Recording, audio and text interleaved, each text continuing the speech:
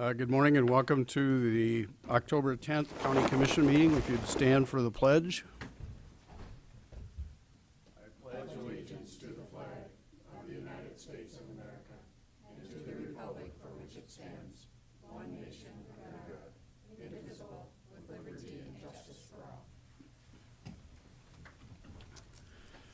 Again, good morning, and just a reminder, if you have your cell phones with, please silence those. The meeting documents are available for review next to Commissioner Bender, and if you need a listening device, Carol can help you with that. With that, we'll go into routine business. Item 1 is to consider a motion to approve the agenda. So moved. Second. Are there any changes, corrections? If not, all those in favor say aye. Aye. Opposed, nay. Motion unanimously passes. Item 2 is to approve the commission minutes from October 3rd. So moved. Second. A motion and a second. Any corrections, changes? If not, all those in favor say aye. Aye. Aye. Those opposed, nay. Motion unanimously passes.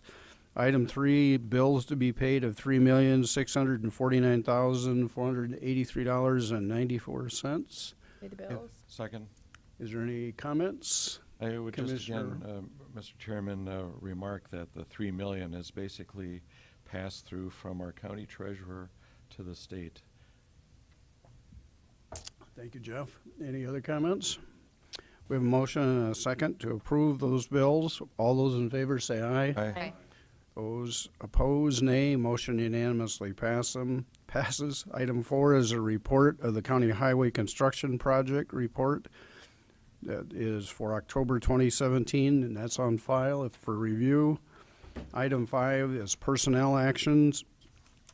Item A is to consider a motion to approve the routine personnel action. Motion to approve. Second. Motion and a second to approve. All those in favor say aye. Aye. Aye. Those opposed, nay.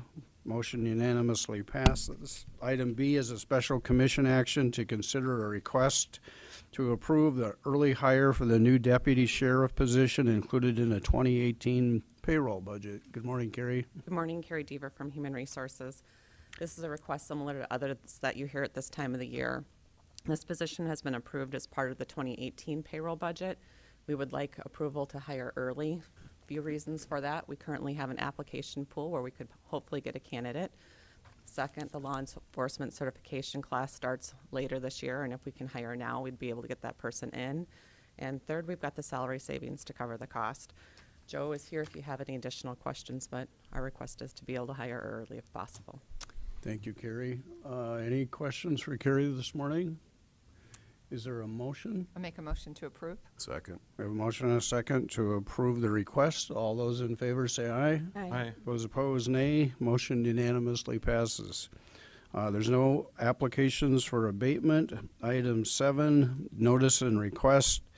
Item A is to authorize the auditor to publish a notice of public hearing for the 2018 liquor license renewal application for establishment that has had alcohol compliance violations. Motion to approve the publication? Is there a Second. second? We have a motion and a second to approve the publication. All those in favor say aye. Aye. Those opposed, nay. Motion unanimously passes. Item B is the first reading and authorize the auditor to publish a notice of public hearing on October 24th to consider an ordinance enacting the 2017 Minnehaha County Revised Animal Control Ordinance and for the repeal of the 2002 Minnehaha County Animal Control Ordinance and any other resolutions, rules, and regulations in conflict. Carol Muller. I see we also have people here from the animal control group. You're hiding behind the computer, but I still see you. Good morning, Commissioners. Yes, in front of you is a notice that has been well worked on and significantly thought out in terms of updating the animal control ordinance.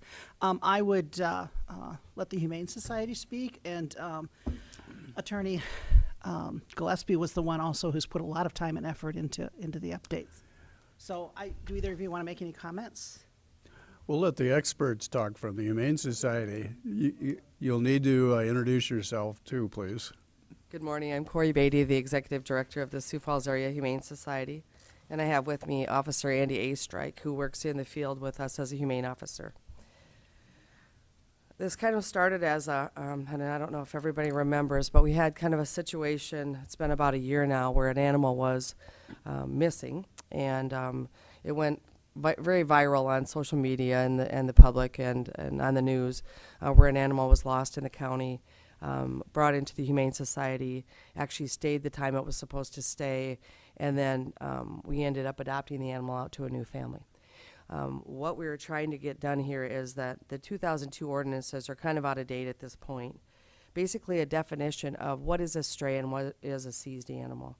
So we've kind of gone through, and Maggie's been very, very helpful to us as far as going through these ordinances, just kind of looking at what's old, what's new, what needs to be changed, what needs to be public, as far as new things that the people need to worry about. The biggest thing on here is just the definitions piece. Stray versus seized animals. Strays are the animals that run at large. Seized animals are animals that have been picked up in the county by our humane officers. Whether or not that be from a law enforcement assist, it might be from an accident, it might be just in general that they're not being cared for properly. So that's kind of the first part.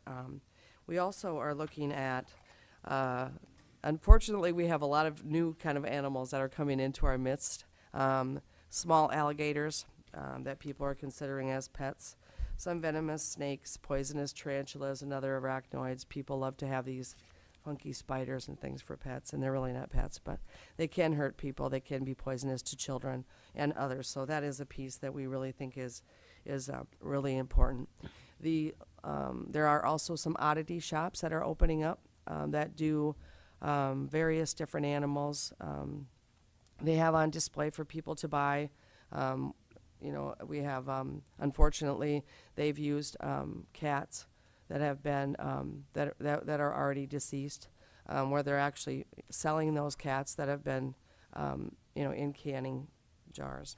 Also alligators, small alligators that have been brought to us, not so much legally, been flown in from areas of the country that we have no idea where they're coming from.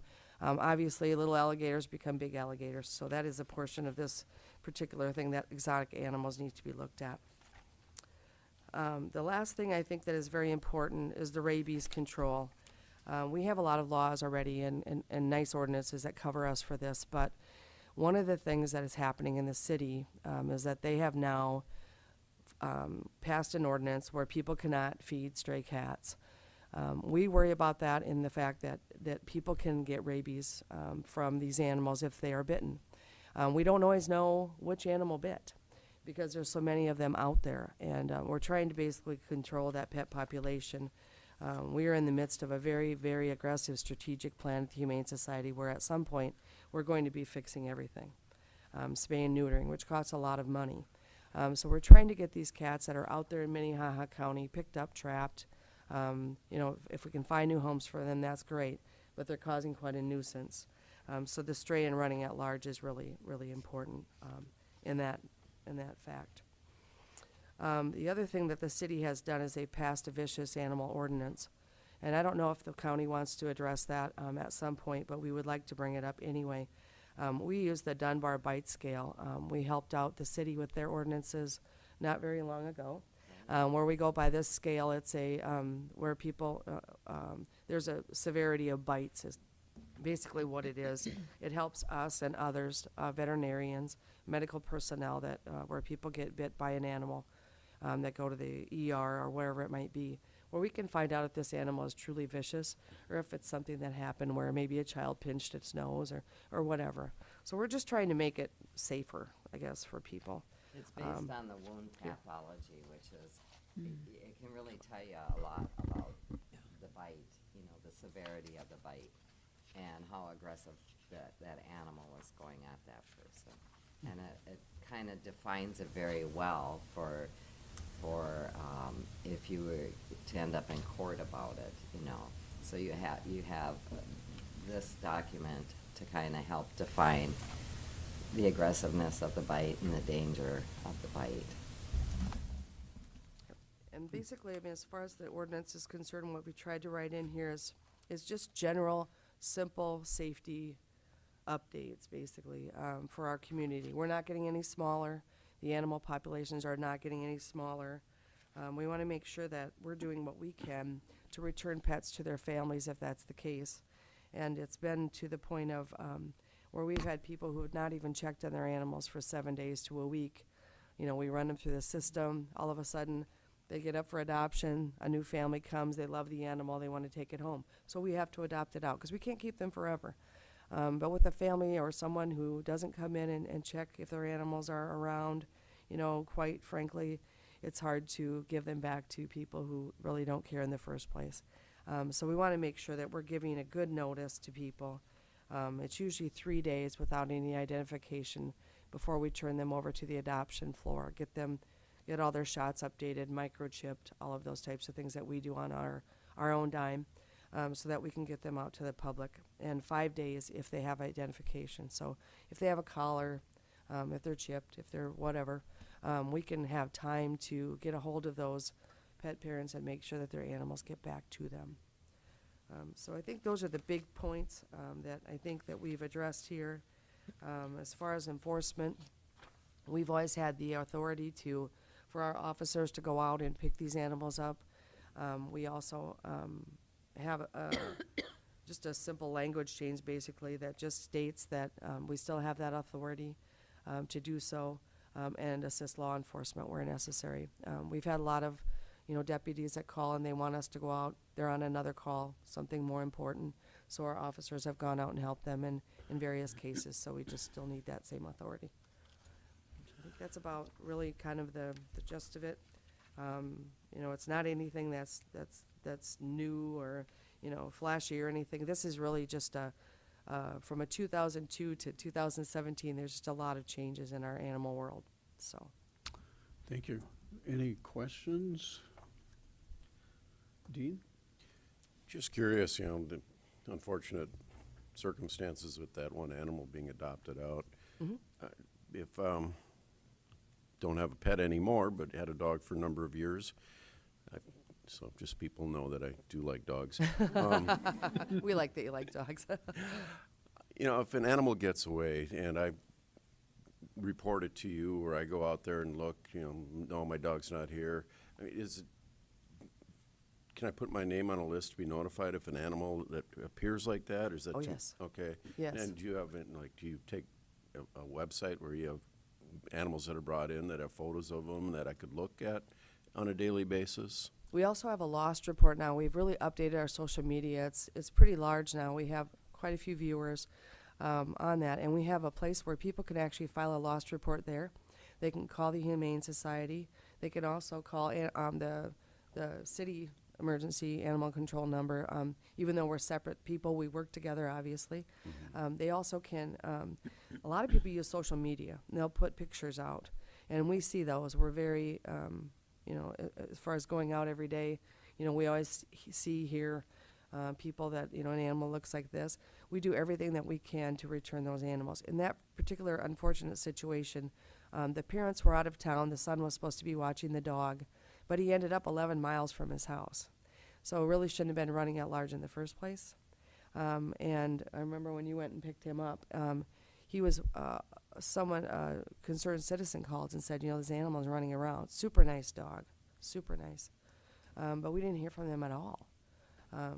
Later, it was a really difficult situation for us to get through because we did everything we could, follow the laws and everything, and then had to go back and try to find out if the new owners wanted to give that dog up, which is also, you know, puts them in a very bad place. So I think but we do everything we can to get them back for sure. And they don't even, you know, for the most part, you guys, if you know who the owner is, they bring them back before we don't want to bring them to the shelter if we don't have to. Right now we're over 375 cats, and we probably have just under 600 animals. We received 671 last month alone. So we want them to go back to their families. We also, you know, one of the things I always tell people, if you have ID on, I'd rather bring your dog back. We don't have a shortage of dogs. I'm short of any We don't have a shortage animals. of cats. And our thing is, if they have ID and we can get a hold of them, we're going to take them home. That's where we want them. You know, they're like, times have changed. They're like family members, you know. And if somebody calls with the lost report, one thing I always say, come on in. You can come 7 days a week. You can come to our shelter. You can come every day and look and see. because what you may call a tabby may be what somebody else calls a tortie, you know. So we encourage to send pictures of your animal. There's several websites. They have Craigslist, Lost Pets. We have where you can fill out a form. We take them over the phone. We really encourage it because, once again, we do not have a shortage of animals, and we want those animals to get back to their family. And it's sad sometimes because, you know, they don't always think. So then we did a free microchip clinic. We also did, I think, Schulte. You can have free tags made. You can run down there and get free tags for your dog. And we just say, simply put the name of the pet and the phone number on there, and we'll get back to you, you know. We're trying to responsible pet ownership, because we never want that to happen again. By the way, Jake is our poster child, and we utilized him for that. Commissioner Heiberger? One question. I noticed that you had changed the terrifying and terrorizing words, and that's what the state law is, but the city is not there. And I'm just wondering, do you think the city will be changing? Because, I mean, this is where we are, and this is and so if our ordinances are different than the city, that might be more confusing than if ours are different than the state. And so that was my only concern, and As far as the, was the definition, and I can't find the page, I did read it, but I think it was for the. terrorizing, it was a definition. Definition of vicious animal, I believe. Yes, the vicious animal ordinance. And I think, as far as that, you know, I mean, to me, it really isn't, it doesn't matter to us. I mean, when an animal is vicious, it's vicious. And, that's both terrifying and very scary to anyone. So I guess, you know, as far as the language is concerned, I mean, that part of it, you know, would be, of course, up to the county. Other questions? Maggie, do you have any comments you'd like to make?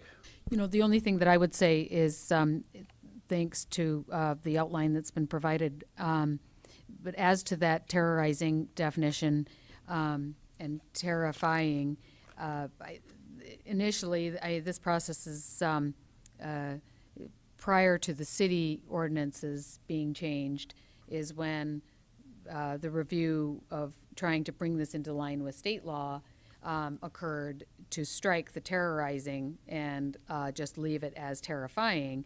And then it was subsequent to that that the city had come in to amend theirs. And so I guess that's a discussion that you'll want to have, you know, at the hearing, and decide, you know, whether or not there's a consequence to that. So we'll have to just work through that process and Right. see what you choose to do about that. But that's why we started out trying to bring it into line with state law, and then the city now, in the last month, having amended their ordinance, so. Good question. Any other comments or questions? Is there a motion to publish the notice of public hearing? Moved. We have a motion and a second to authorize the auditor to publish a notice of the public hearing on October 24th. All those in favor say aye. Aye. Those opposed, nay. Motion unanimously passes. Thank you for coming, ladies. Thank you very much. Item 8, planning and zoning notices. There are not any, and we don't have a petition for compromise of lien. We're at the point for an opportunity for public comment. If anyone would like to make any public comments, we'd be happy to hear those now.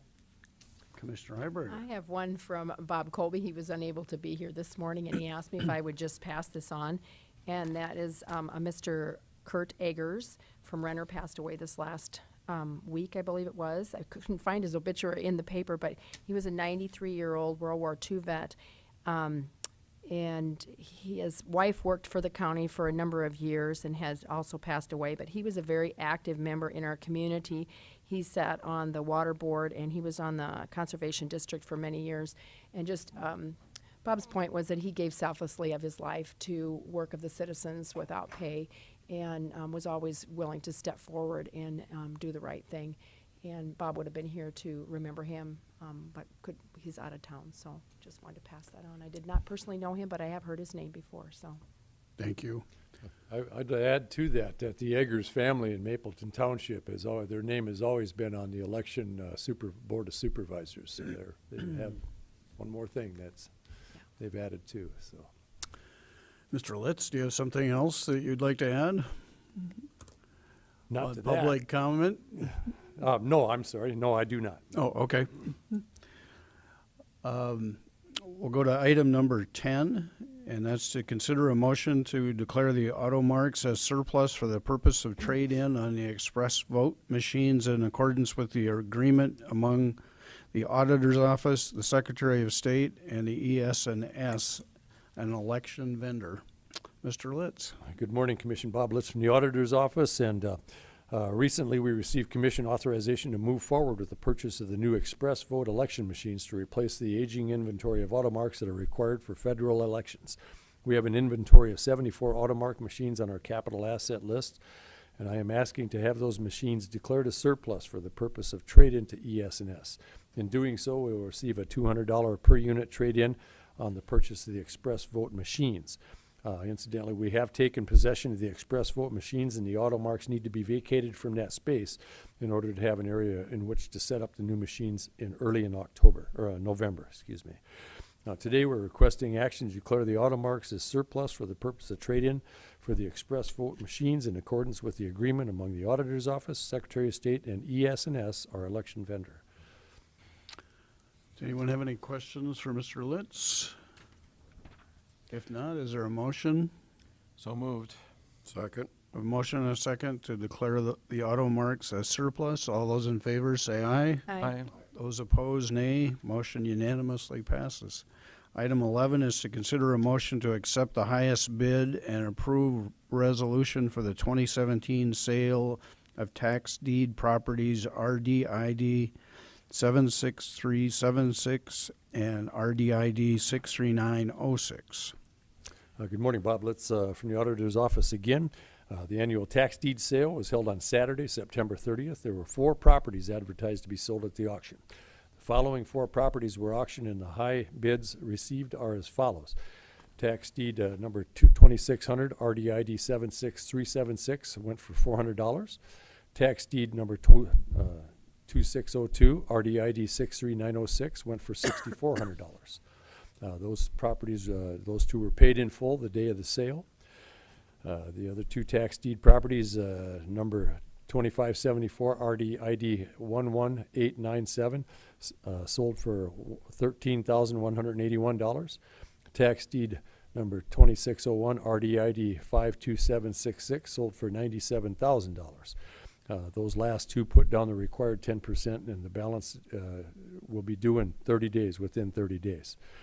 The total sale proceeds were $116,981. All sales are subject to a $30 ROD, Register of Deeds fees per sale. And what I'm requesting is that you accept the highest bid received on each property and approve the resolution of sale for the 2 fully paid properties. The remaining 2 will be brought forward upon receipt of the balance due on the sale. Thank you. Does anyone have any questions about those transactions? I'd make a motion to do as the auditor requests, but I do have questions afterwards. Second. Motion and a second. Mr. Barth? Bob, so what account do these funds are they put in? Well, what we'll do is we'll pay the back taxes on those, and then we will break those out and apportion them to the various entities that we normally do, send the property tax out to, and then the balance that's left over is for the county to go into the general fund. And if I might, how many bidders were there at this particular? I've been there before, and there were like 4 guys that came.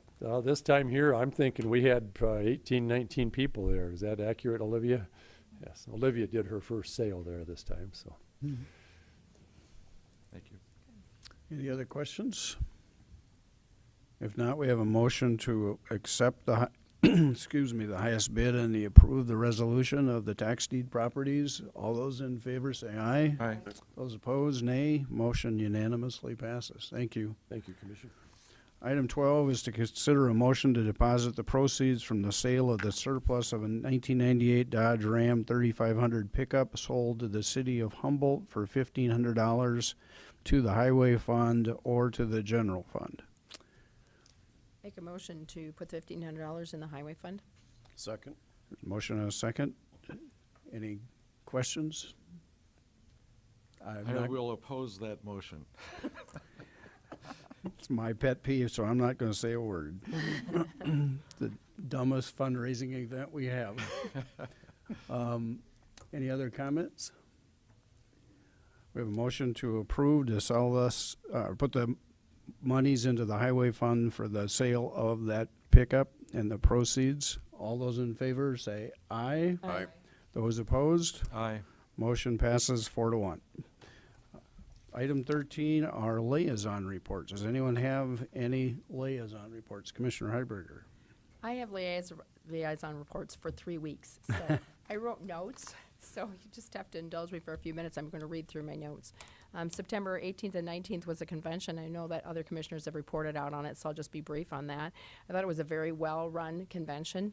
I went to the Secretary of State's discussion on voting, and even though it was geared more towards the auditor, I found it extremely interesting. I attended breakout sessions on the restoration and the collective impact initiative that Pennington County is doing. And just as a point of interest, Pennington County just recently received $1.75 million from the Arnold Foundation to continue their work on their pretrial and their collective impact initiative, which is similar to our triage concept. And I also believe from this news release that I read on the pretrial website that there is still opportunity for other grants out there in the future, and so hopefully we will be on the radar for that. Although with Pennington County getting that larger one, I don't know if they'll give the state of South Dakota any more money. I went to a property tax one, and I found it was very concerning to me that Meade County is defending itself in court to uphold the state's ag evaluation. They had several of their rancher farmers out there suing the county because the county upheld the state's regulations of ag evaluation, and the state at this point has not helped. They said, we'll give you any information you need, but we're not interested in defending it. So Meade County has had a financial burden because of defending the state law. We also had a breakout session. Sheriff Kirk Taylor from Pueblo, Colorado spoke on the challenges of legalizing marijuana in their county. I found it interesting that their marijuana is approved county by county, and his county is one, obviously, that approved it.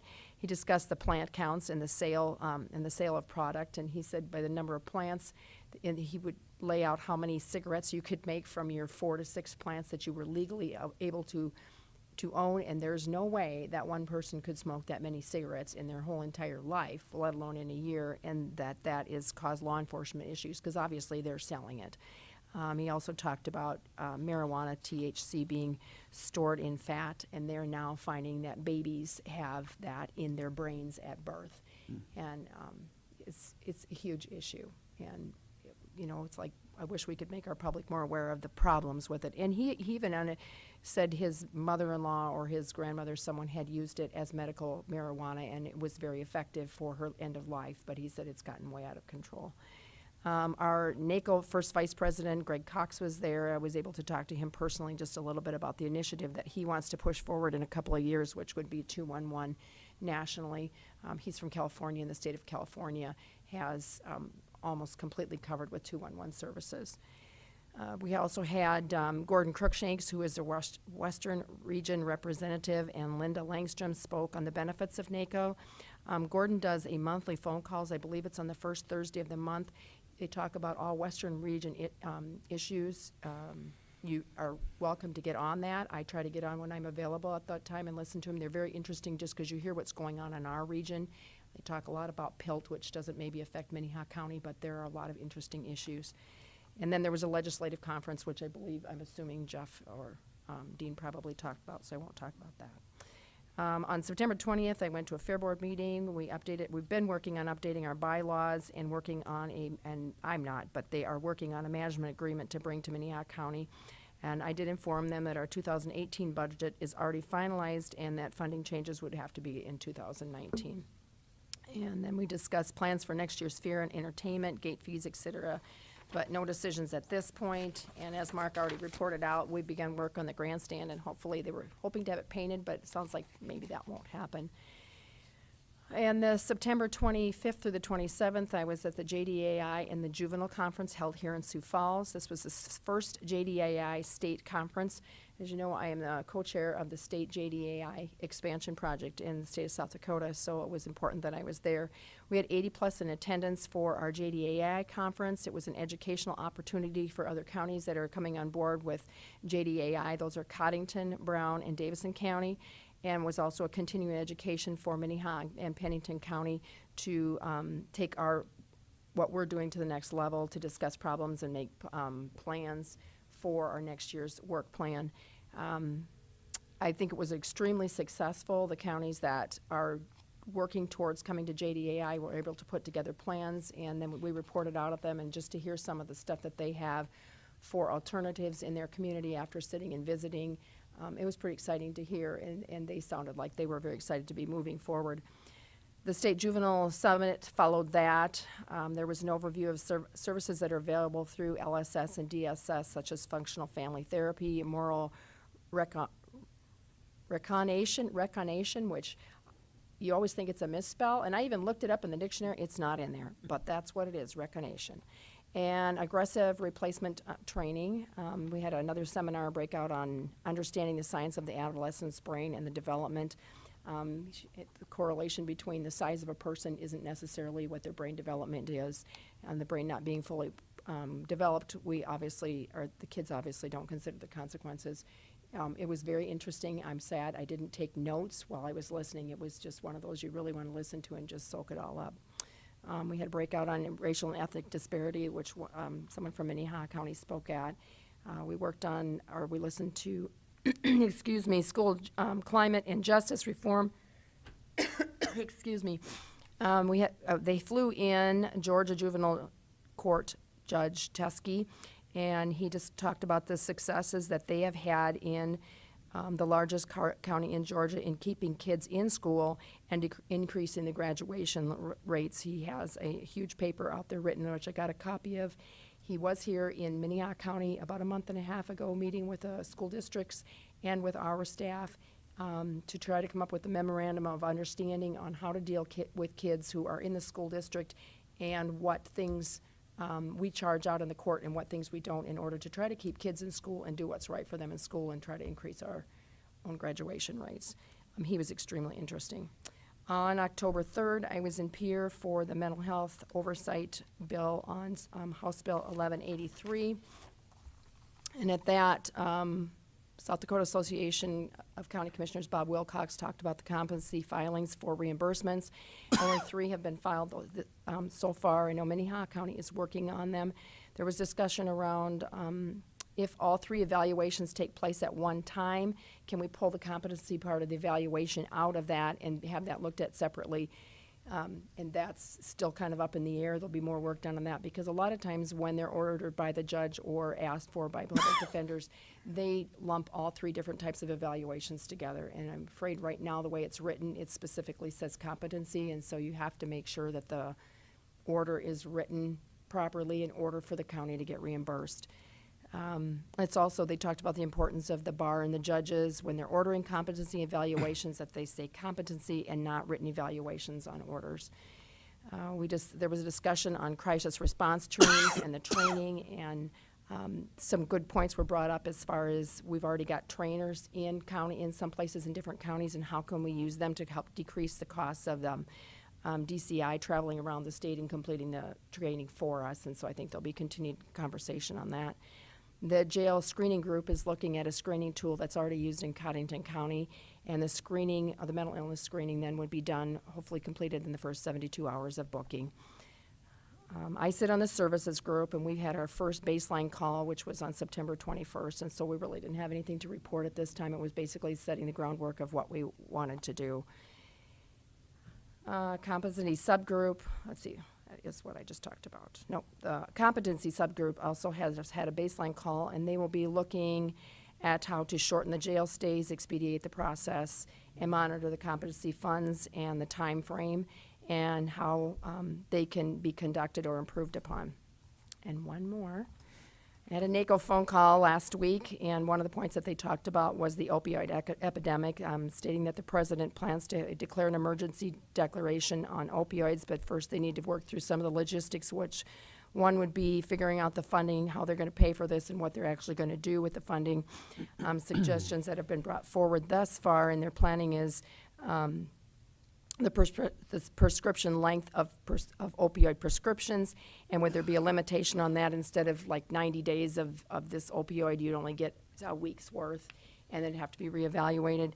Or the other one was trying to speed up the development of non-opioid painkillers. And then they also mentioned that 18 counties in Ohio are suing pharmaceutical companies at this point. And that is my last 3 weeks. So. Thank you. Mr. Chairman, Yes. first of all, if I ever take another college class, would you be my lab partner, do all the work? So here, Cindy, on those evaluations, the state is going to reimburse for them, right? The state gave money from Department of DHS, went to the association, the County Association, Commissioners Association. They gave us $125,000. $10,000 is being used for the administrative costs and for the lawyer that helped us write up the contract. The $115,000 that's left will be used for reimbursement of the competency evaluations only. Okay, And but there's that a would whole- potentially come back to our That will county. potentially come back to our county. Are we tracking that so we can maybe, Carol's office is working on that, and we've got till the end, till the 1st of November, I believe, the end of November? Yeah, the end of November to get in our paperwork for this first round of pays. There'll be 2 pay periods per year. And once the deadline hits, you have 1 month to get your paperwork in. thank you. Any other liaison reports? If not, any new business?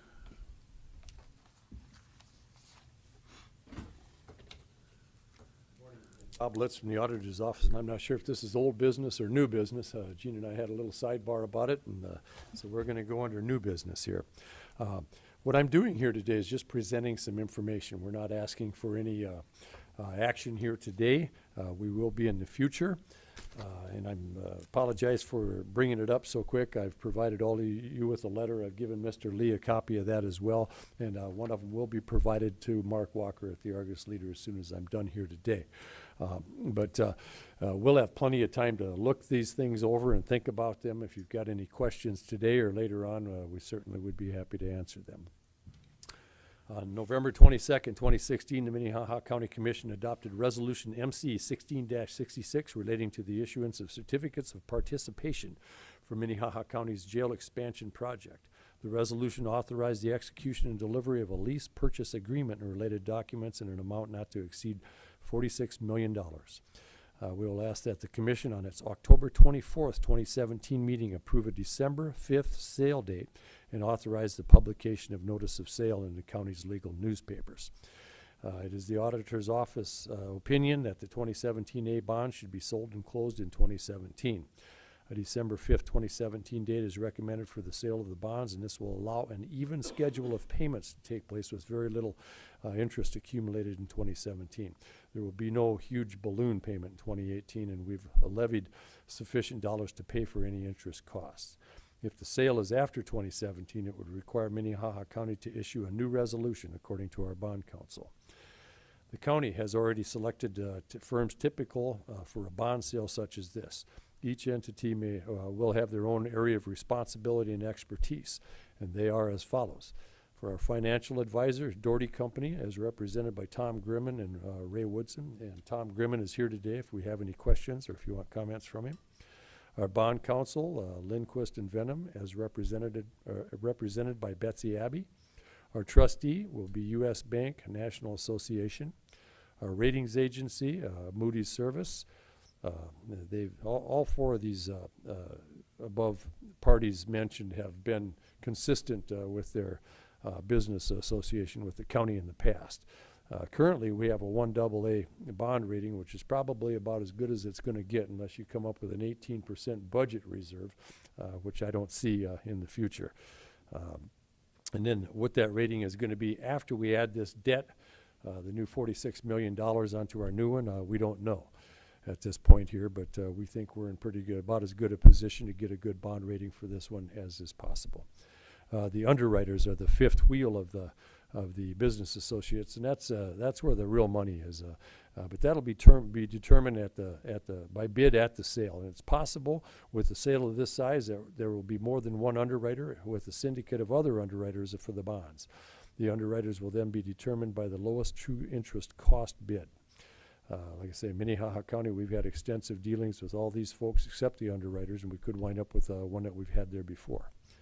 On the type of sale, it's been discussed here, and I think it was generally agreed that a competitive sale would be the best route.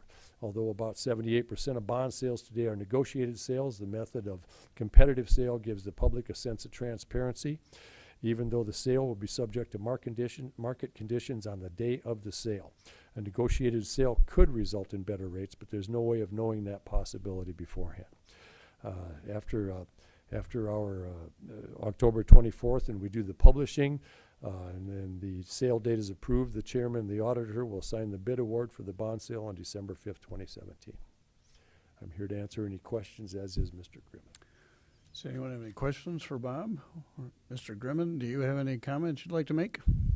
Not currently. Okay, thank you.